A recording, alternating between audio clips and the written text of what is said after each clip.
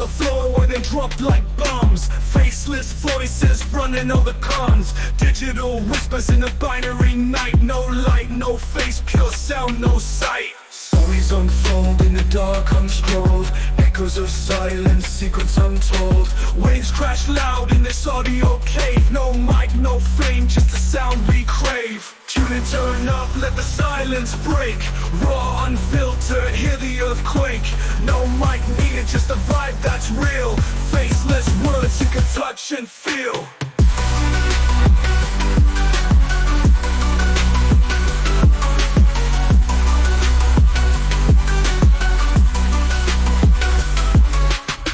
In shadows, voices untamed. No need for spotlight, no claim to fame. Just a beat of life in a stream of thought. Every word a punchline, no need to be taught. Just listen close, no visuals needed.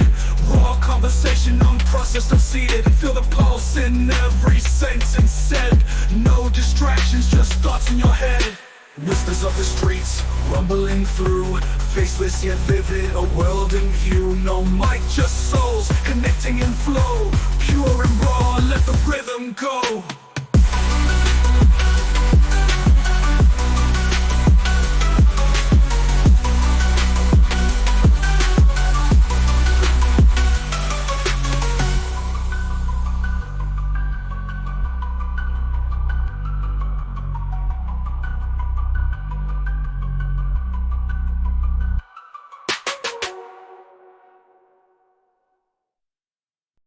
If the truth should be complex and somewhat disillusioning, it would still not be a merit to substitute for it some more dramatic and comforting simplicity. Clarence Irving Lewis, Mind and the World Order, Outline of a Theory of Knowledge.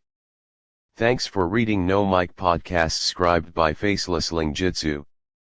Subscribe for free to receive new posts and support my work. Clarence Irving Lewis 1883–1964 was a highly influential American academic philosopher of the 20th century. He is considered a progenitor of modern modal logic and the founder of conceptual pragmatism. Clarence Irving Lewis was born on April 12, 1883, in Stoneham, Massachusetts. His family's circumstances were relatively humble. His father, Irving Lewis, was a shoemaker. Lewis's mother, Hannah Carlin Dirth Carey, was a young woman of simple faith who was determined to ensure her children had a healthy childhood despite facing hard times. He was the oldest of 5 children. Due to his family's financial situation, Lewis had to work from a young age to contribute to the family income. By the age of 7, he had a paper route and collected coal along the railroad tracks. The family later moved to Bradford and then Haverhill, Massachusetts, where Lewis attended high school. During his high school years, he worked at a sign shop for 4 years and then at a boot and shoe factory for 3 years to earn money. Despite needing to work while in high school, Lewis's teachers recognized his exceptional abilities. One teacher noted that his academic performance would have been much higher if he hadn't been working so hard. Based on his teacher's recommendations, he was accepted into Harvard University in 1902. To finance his education at Harvard, Lewis continued to work, taking jobs at resort hotels during the summers and as a waiter during the school year. Even with these efforts, he had to take a leave of absence in 1905 to 1906 to teach English at a high school in Quincy, Massachusetts, to earn enough money to return and complete his degree. He graduated from Harvard with a Bachelor of Arts degree cum laude in 1906 after just 3 years of study. In 1906, Lewis married Mabel Maxwell Graves. They would have 4 children, one of whom passed away in childhood. Mabel graduated from Mount Holyoke College in 1908. Lewis returned to Harvard in the autumn of 1908 to pursue his Ph.D. in philosophy, which he completed in 1910. His doctoral advisor was Ralph Barton Perry, though he was also significantly influenced by Josiah Royce.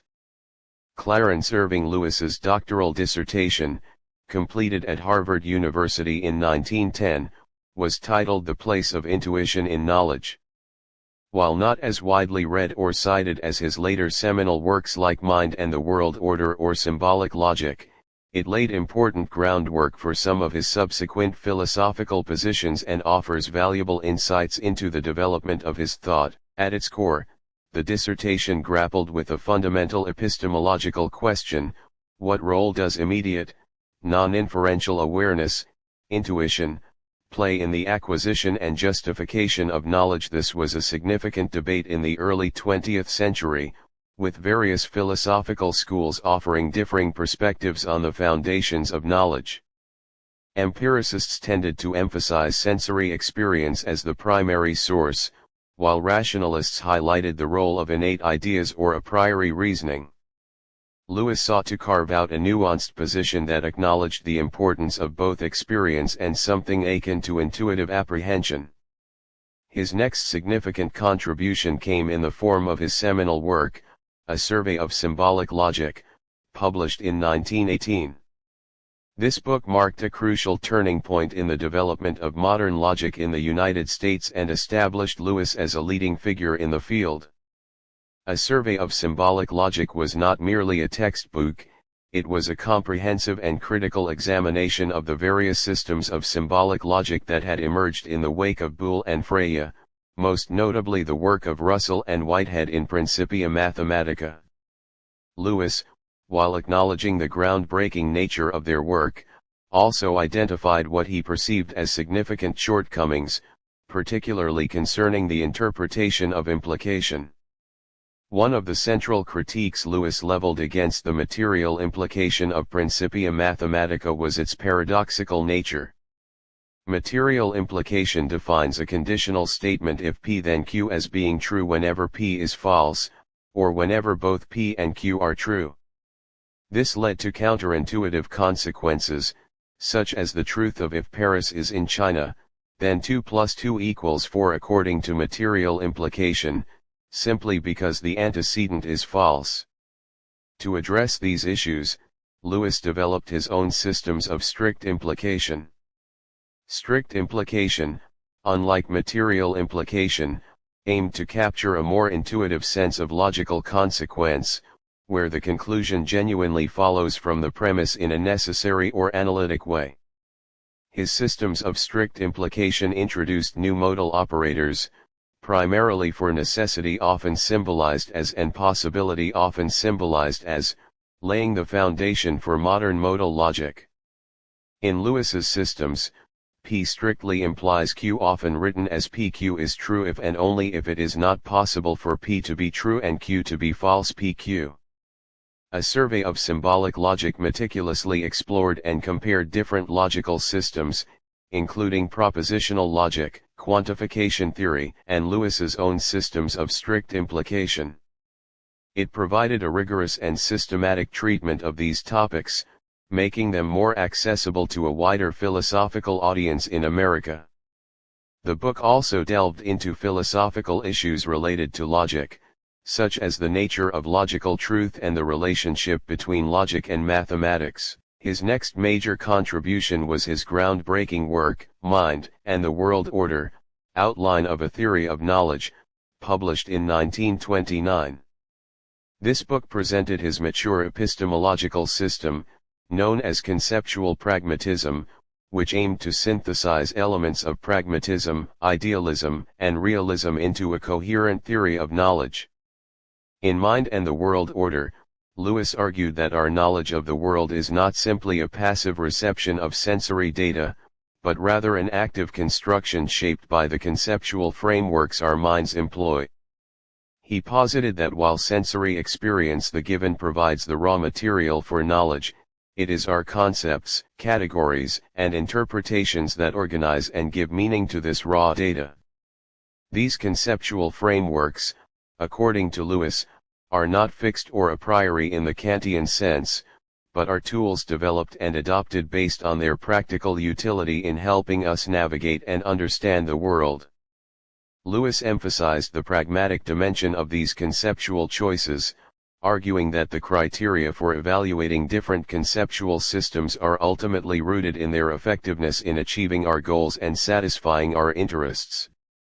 Different conceptual frameworks might be equally valid if they adequately organize our experience and serve our purposes.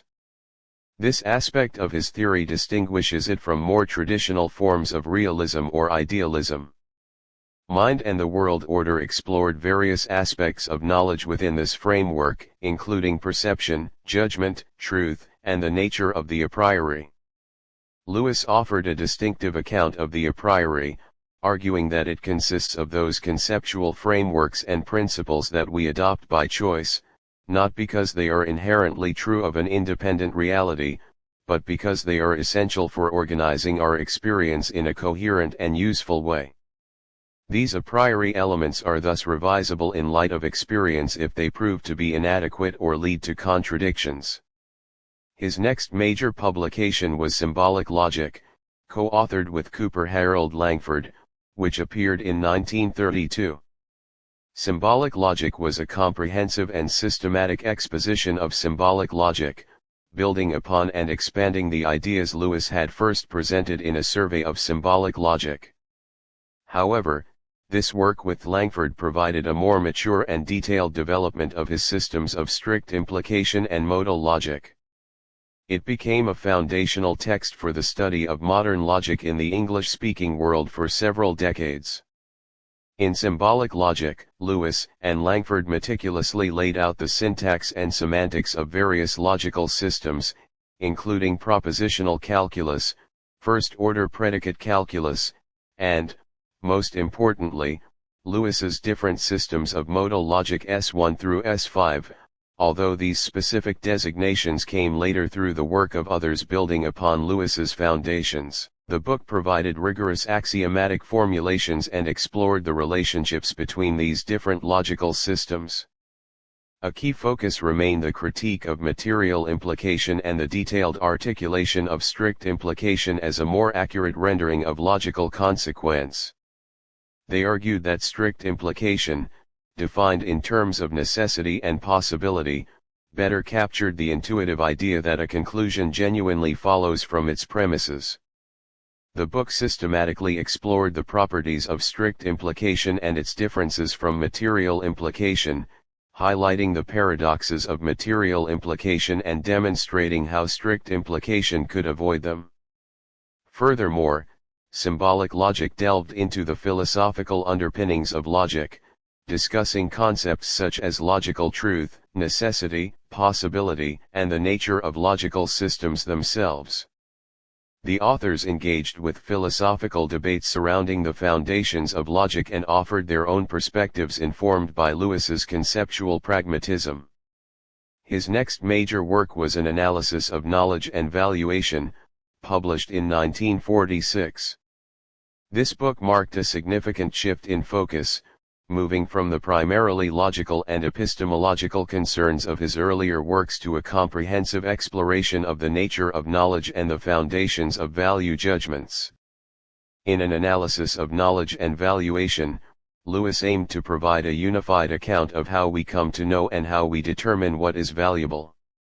He built upon his earlier epistemological framework of conceptual pragmatism, arguing that all knowledge ultimately rests on a foundation of immediate sensory experiences, the given that are interpreted and organized through our conceptual frameworks.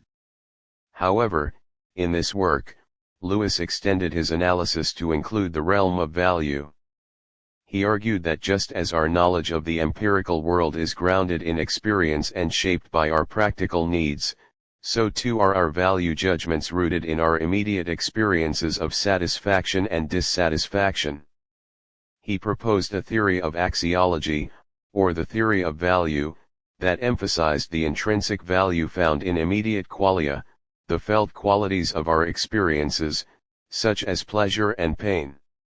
Lewis argued that these immediate experiences of value provide the basis for all our subsequent evaluations. Our judgments of instrumental value, what is good as a means to an end, are ultimately derived from their connection to things that are intrinsically valuable, good in themselves, experienced directly as satisfying. He explored how we move from these immediate valuations to more complex and abstract value judgments in ethics, aesthetics, and other domains.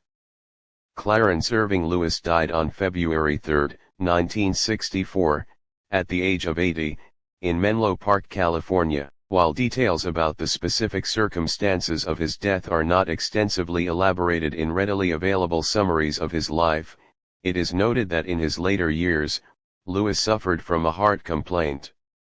He had even experienced a heart attack earlier in his life, in 1933, but had recovered and continued his academic work. It's reasonable to infer that his eventual death was likely related to this ongoing heart condition, though the exact cause is not always specified. There is no such thing as the probability of 4 aces in one hand, or the probability of anything else. Given all the relevant data which there are to be known, everything is either certainly true or certainly false. Clarence Irving Lewis.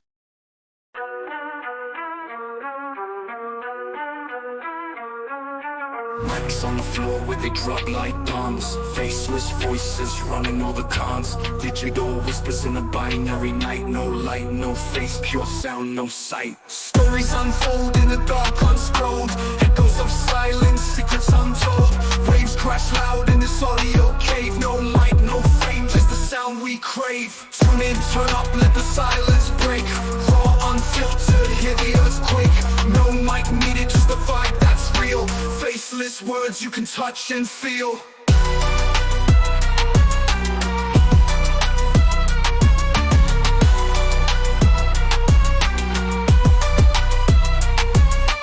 Hidden in shadows, voices untamed. No need for spotlight, no claim to fame. Just the beat of life in a stream of thought. Every word a punchline, no need to be taught. Just listen close, no visuals needed. Raw conversation, unprocessed, unseated. Feel the pulse in every sentence said. No distractions, just thoughts in your head. Whispers of the streets, rumbling through. Faceless yet vivid, a world in view. No mic, just souls, connecting in flow. Pure and raw, let the rhythm go. Pure and raw.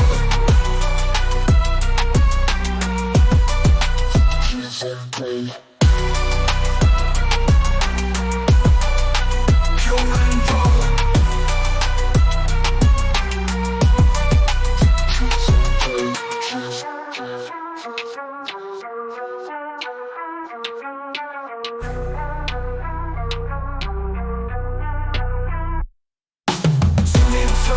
Silence break, raw, unfiltered, hear the earthquake.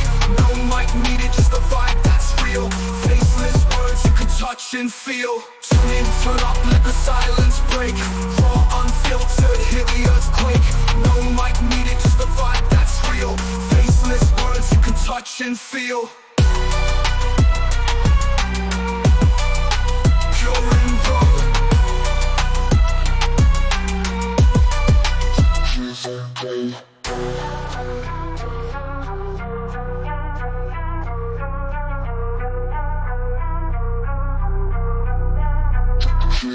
Okay.